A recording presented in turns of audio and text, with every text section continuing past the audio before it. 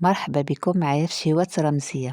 اليوم غنعمل معكم كاب كيك أو لي مادلين اقتصاديين بمكونات جد بسيطة، كيجيو خفافين. طريقة التحضير ديالهم سهلة وسريعة. بقاو معايا تشوفوا المقادير وطريقة التحضير.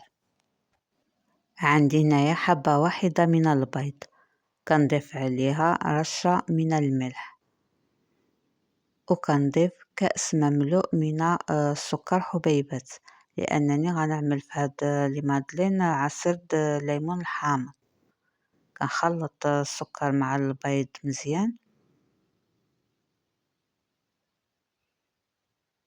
من بعد كنضيف نصف كأس من الزيت النباتي، كنخلط مزيان بالطراب اليدوي. وعندي هنا ربع كأس من عصير الليمون الحامض، غنضيف عليه الماء حتى نعمر الكاس وغنضيفو على هاد الخليط هذا. كنخلط مزيان، من بعد نضيف بشر الليمون الحامض. القشور د هاد الليمونة هي اللي عصرتها وعملتها في الخليط. كنخلط، من بعد كنضيف الدقيق، كنضيف 2.5 كيس من الدقيق الابيض، وكنضيف كيس من الخميرة الكيميائية من فئة 8 غرام. كنخلط هذا الدقيق مع هذا الخليط هذا مزيان. هذا نص كاس الدقيق اللي بقى كنزيدو، وكنخلط الدقيق مع هذا الخليط. هذا هو القوام د الخليط. دابا غنبدا نضيف هذا الخليط في الأكواب الورقية،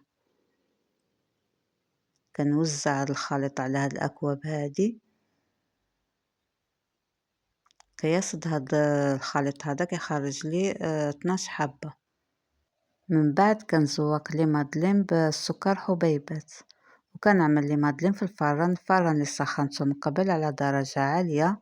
من بعد كنقص درجة الحرارة على 180 درجة، عاد كنعمل لي مادلين في الفران. لي مادلين او كاب كيك من بعد ما طابو هذا هو الشكل ديالو، كيجيو خفاف بنكهة ليمون الحامض، اقتصاديين وسهلين في التحضير ديالهم. كنتمنى هاد الوصفة تنال الاعجاب ديالكم. خليتكم على خير، والى فيديو اخر مع شيوة اخرى في شهوات رمزية.